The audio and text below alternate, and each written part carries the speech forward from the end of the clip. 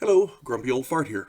Um, I'm doing another family game night video because I believe it is important for families to sit around and converse. And what better way than over a tabletop role playing game where everybody can have fun, talk about the day, bullshit, and maybe have some snacks, enjoy yourselves. Families need to spend that quality time together. And there is no better way, in my opinion, than tabletop role playing games. This particular video is about I touched on this when I did the Star Trek video. Go check that one out. But this particular event happened in a Star Trek the role playing game session years ago.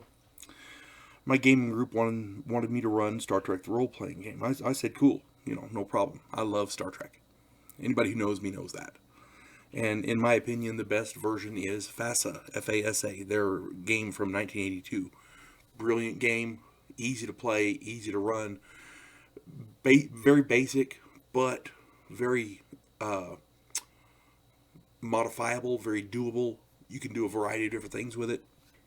And like usual, we drew randomly for the different positions that people were going to play. That's how we usually did it. That way nobody knew who was going to be the captain and, in charge. Nobody knew the rank or anything like that. So, it was going to be good. And we had enough people to play all the positions, so we were good. The name of this video is Too Much Security. And I touched on this in that Star Trek the role-playing game video. Go check that one out. Mark was going to be the commanding officer. Derek was the executive officer. Edward was the science officer. Andrew was the medical officer.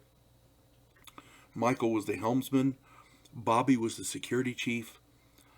David was the engineer. Chris was the navigator. And Donald was communications. And all of it was drawn randomly, so nobody was slighted. Excuse me. And they made up their characters. And I helped each one as they needed it, but they made up their own characters as they went along. I let them pick which skills, where to put points in for those skills, so they built the character that they wanted to play, which is cool. Here's where the problem was when the mission was they were going into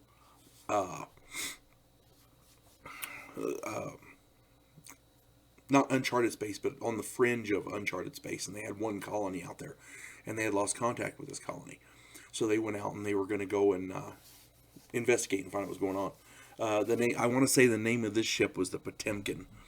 And so the Potemkin moves in, it comes out of warp in system, and it's moving towards the colony, and they're scanning it, and they're scanning weird life forms, and they're trying to figure out what's going on. And there's an alien race that has taken over the colony, and they're subjugating the people, and they've got them imprisoned, and so the ship has to fix the situation. They've got to negotiate or drive off these aliens, and negotiation in this is always the first course of action. And Mark knew this.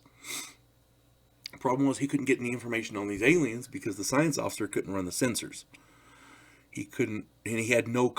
His science skills were atrocious. Mark was needing information, and the science officer had almost no scientific training, just the bare basics, and was failing almost every role. The communications officer couldn't send messages. The doctor couldn't give any useful medical information. The engineer couldn't do anything more than basic maintenance. And it was a nightmare for any captain when you go into a situation and your people can't give you any information. You're literally going in blind.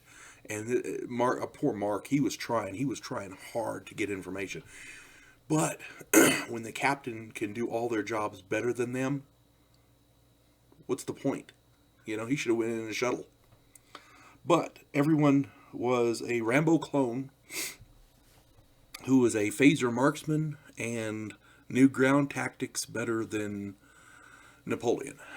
They had that going on. If it came to fighting those aliens, they were, They had it going on. Everybody on the ship could do that. But that wasn't the first course of action, because Starfleet is peaceful exploration. They weren't trying to communicate or negotiate. They were ready to kill everything out there. You know?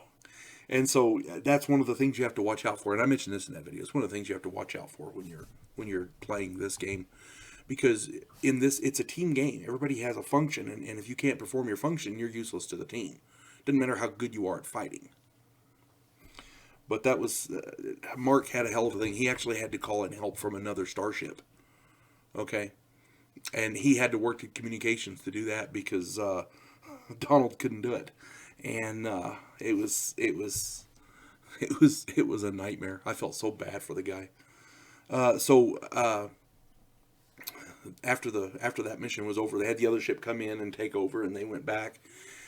And Mark got everybody off of there and said, "You can keep the same positions, that's fine, but make up new characters. We're gonna fix this." And he fired every damn body. Just cleaned house. And you can't really blame him, because if you can't do the job, what's the point? You folks have a good day. God bless one and all.